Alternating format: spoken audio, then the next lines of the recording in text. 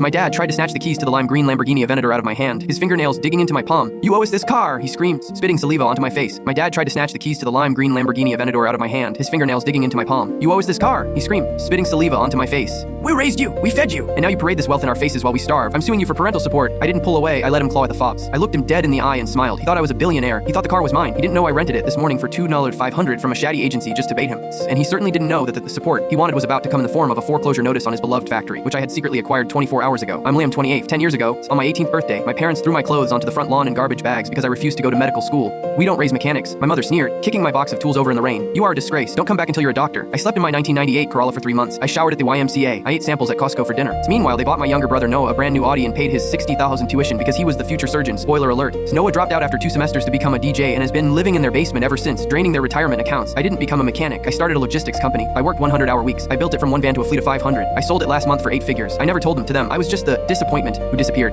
But when I heard their family manufacturing business was going under due to mismanagement, I knew it was time for a reunion. I rented the flashiest car I could find. I put on a 50 fake Rolex. So I drove to their house for the family BBQ. They invited me to only because they heard rumors I had money. The conflict started the moment I pulled into the driveway. The engine roared. The sister doors opened. My mom dropped her spatula. My dad's eyes turned into dollar signs. They didn't hug me. They hugged the car. They ran their hands over the paint like it was holy water. Within 10 minutes, the act dropped. We were eating burgers on paper plates when Dad cleared his throat. "Liam, we've been talking. Since you've done so well, clearly illicitly, but well, so we expect you to pay us back." He slid a piece of paper across the picnic table. It was a letter from a lawyer. "Filial Responsibility Act," he said smugly. "In this state, children are legally required to support indigent parents. We want $500 a month, and the car. No needs a reliable vehicle for his gigs." I laughed. I couldn't help it. "You want my car for the DJ?" Mom stood up and threw her wine at me. Red liquid stained my white shirt. "Don't you dare laugh at your brother," she shrieked. "He has potential. You are just a wallet. Sign the paper or we take you to court." Dad grabbed my arm, shaking me. "You ungrateful little brat. We gave you life. You owe us everything." Noah was filming it on his phone, snickering. "Yeah, bro. Give up the keys. I look better in it anyway." They were pathetic. They were greedy. And they walked right into the trap. "I can't give you the car," I said calmly, wiping wine from my chin. "Because I don't own it." They froze. "What?" Dad asked. "It's a rental." I said. "Hertz owes it. It goes back tomorrow." Dad's face went purple. "You liar! You fraud! You came here to humiliate us." "No," I said, reaching into my jacket. "I came here to tell you who your new boss is." I slammed a thick document onto the table, right on top of their silly lawyer letters.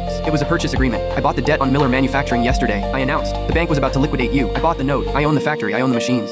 I own the land this house sits on because you used it as collateral." The silence was absolute. The neighbors were watching from over the fence. Dad picked up the papers, his hands trembling so hard he ripped the cover page. You bought the factory?" "Yes," I said. "And my first act as owner is a restructuring." I looked at Noah. "Get a job." I looked at my parents. "You're fired, effective immediately. Security will escort you out of the building on Monday." Mom collapsed onto the grass wailing. She grabbed my ankles, ruining her dress. "Lime, no! That factory is our legacy. We're family. We love you. We were just testing you." It was disgusting. "You kicked me out in the rain," I said. "You didn't love me when I was poor. You don't get to love me now that I own you." I walked to the rental. I got in. I revved the engine until it drowned out their sobbing. I drove away. I returned the car the next day. It cost me $2,500 to rent, but the look on their faces was priceless. I turned the factory into a logistics hub. I hired their old employees who they treated like dirt and gave them raises. My parents are currently living in a 1-bedroom apartment, suing each other for the little money they have left. I drive a Ford truck now. It's mine. And that's enough.